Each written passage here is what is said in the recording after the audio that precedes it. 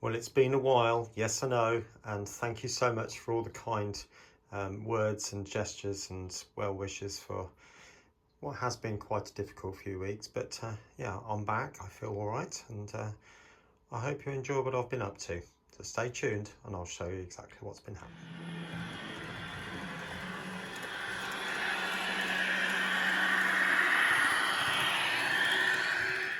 Well, good morning everyone and welcome back to Piccadilly. Yes, I know it's been a long time since you've had the last update, but as I said before, there's been a lot going on and I have also been quite ill. So, you know, all in all, things are improving, so it's got to be a good sign.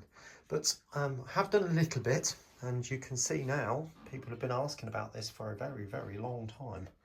Yeah, a bit of ballast. Now that is just play sand. I don't use the bought ballasts. The reason for that is because I think the grains are just a little bit too big for end gauge. People have different opinions. I think it's better to have it looking a bit smaller and it just looks a little bit smoother from a distance, if you like. Now, before I actually do this, what I want to point out the fact is I've gone down the edge of the platforms at the bottom and sealed them with some acrylic varnish, quite a generous coat of acrylic varnish, and left it a day or so to dry off. And then there was, and you can't see it here now, but there was a gap between the platform and well, the edge of the ballast, if you pardon me, I'm phrasing it, about a 2-3 mil gap. So what I did for that was to get some filler. This stuff in this particular case, it doesn't have to be this woodland scenic stuff. I mean, any type of filler would do the job. And then I put it into a small syringe and literally just pumped it in and just smoothed over the top. And that really helped to plug that gap so I could put the sand over the top of that. Right, let's crack on. Well, as you can see there, I've mixed up quite a lot of the glue. That's 50-50 with water and then glue. And there's a tad of washing up liquid in there. I always mix it up into a bigger pot and you can pour out what you want, less wastage, I suppose. And then you can add the different colours. So I've got some burnt umber and raw sienna, which I'm going to add to that in little bits. And then using a small pipette, I'm then going to dribble it all over the track after giving it a bit of a spray with isopropyl alcohol. Okay, there you go. Hopefully you can make out the colour I've mixed up there. That's burnt umber, tad of black in there as well, because it didn't seem to be that dark. So I'm going to do that over the majority of the track, and then black oil stains in certain places as well. Catch you soon.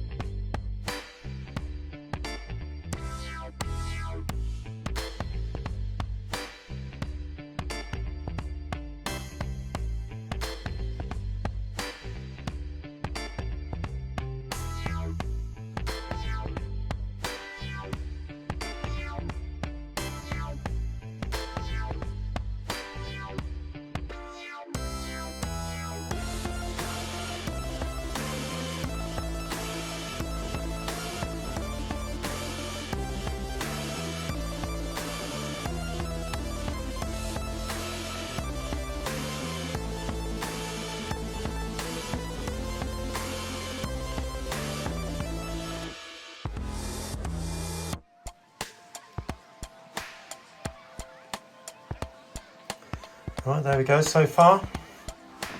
Now it does look a bit of a sloppy mess in certain places, but obviously the glue has to settle in through the ballast and then go off.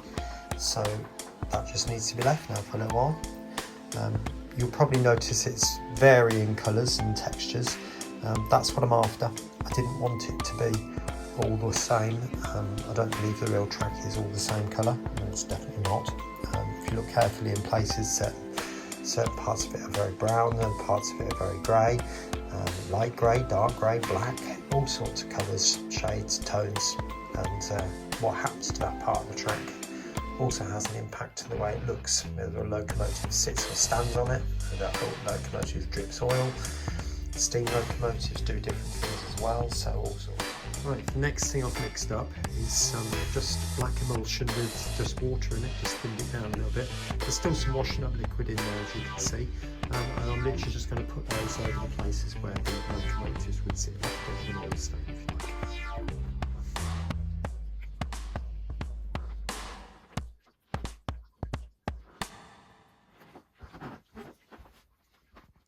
The other thing that needs to be done, you probably can see that the sides of the rails are still quite silver, so that needs to be addressed. Now to do that, I've got some acrylic browns, raw umbery type colours. So I'm literally just going to take a very small hog hair brush, run along the sides, and then I'm going to address these bits like I said as well. All right, join me in the next clip and I'll show you what I've done. Well, there you go. That's giving the flavour of painting the side walls of the track. Obviously the tops need to be cleaned off. The paint's still very wet, but I'll do that afterwards with a track rubber and then vacuum. But you can see it really does make a massive, massive difference. And once I've gone round all of that, yeah, it's going to take a while. I've decided not to bother with the inside edge of a platform, because with the greatest will in the world, you know, you're just not going to see it, especially from an angle like this.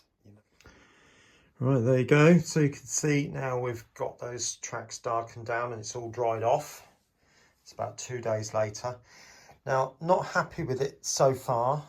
It's quite lumpy bumpy in certain places, and I don't mean naturally lumpy, I mean abnormally lumpy, as if it's like as if it's all been stabbed like that and you end up with these like little peaks. So you can see I've been scraping that off.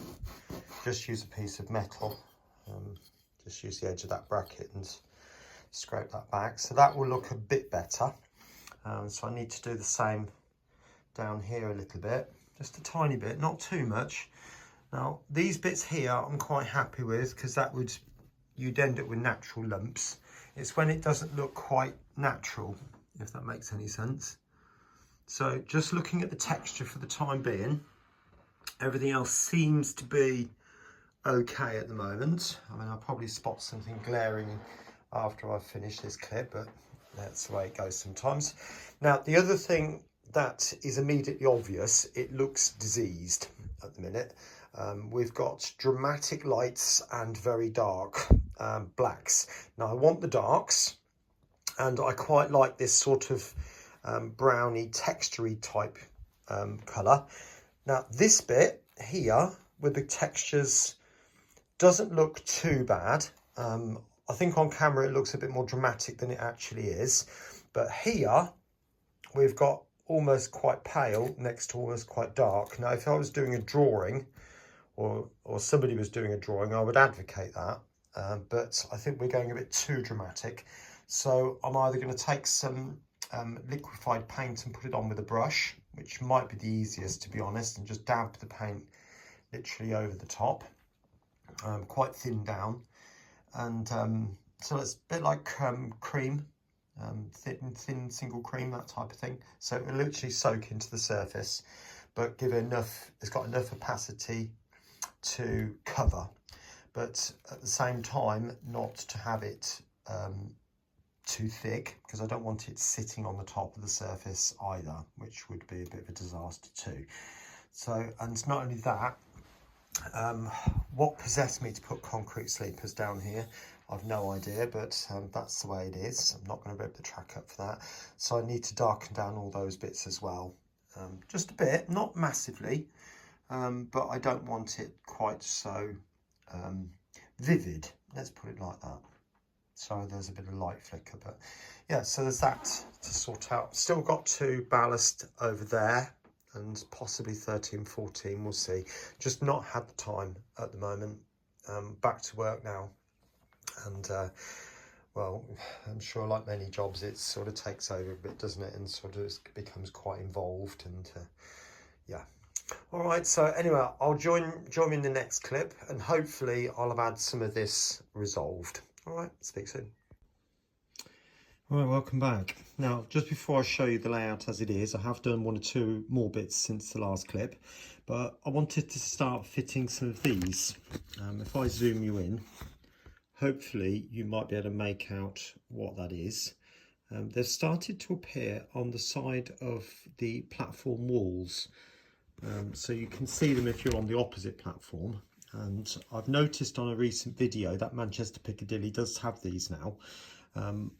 It is a bit of a guesswork, so I don't know exactly where they go, because the person's video, they stood in the same place for the whole video, so I can only work out a few. So I'm going to put them where I think they go. It may not be perfectly accurate, but nevertheless they will be there to some degree. All right, so please don't jump down my throat if they're not in exactly the right place. It's a representation, remember. Okay, now what I'm going to do is stick that to some thicker card. I did want to stick them to plastic card, the thinnest I could get, but it doesn't appear that my model shop is open at the moment. So I'm going to stick this to the card using a glue stick, Pritt stick type glue stick. Other brands are available. We all say that, don't we? And then I'll cut them up and stick those onto where I think they go. All right, so I'll join you.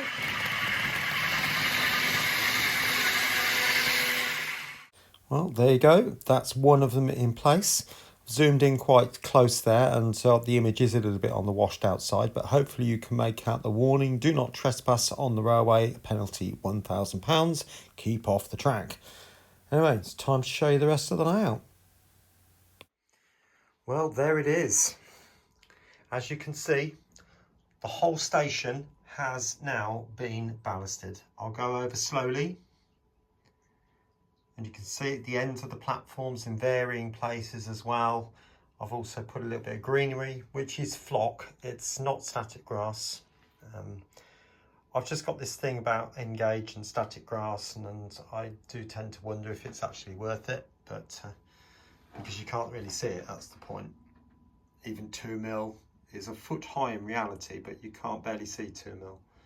But anyway, so there's that. And you can see now I've toned down all the track. So it still has variations in the colours, but it's not quite as dramatic as it was in earlier clips. So there's parts of it where it is a little bit lighter over there. And I think I can get away with that. There's some more greenery at the end of platform 10, 11 there. Now, the other thing which you may have spotted, which I've also gone ahead and done, if I put the camera down, is these signs just here. I'll see if I can get a bit closer.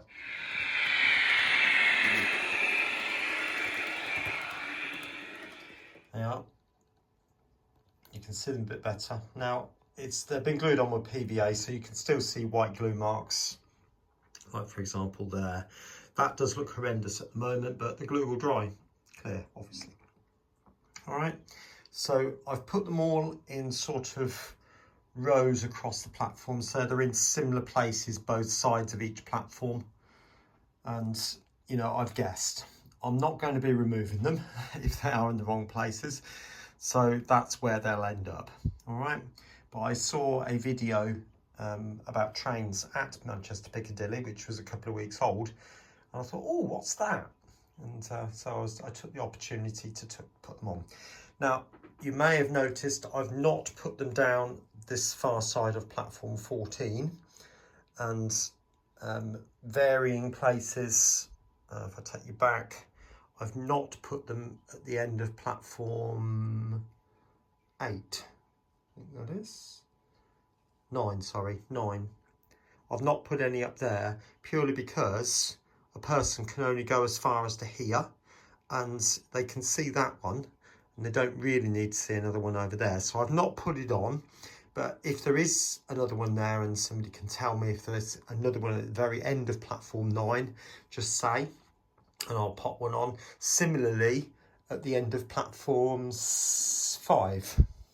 Anyway, hope you've enjoyed that progress there. It's certainly made a massive difference to the way the layout looks. I do need to start thinking about some more of the details going up inside here next. And but I wanted to get the ballasting done. A lot of people have been asking about it, And over the last couple of years, when are you going to ballast? Are you going to ballast? What about ballast? Have you thought about ballasting the track? Yes, of course. So now that I've extended the layout, that was the promise. So here it is. All right, anyway, hope you enjoyed that. 2 videos will be appearing on your screen right now, so do take a look at those to the very end, and hope you find them enjoyable and very inspirational. And I'll catch you again very soon here on Piccadilly. Bye for now.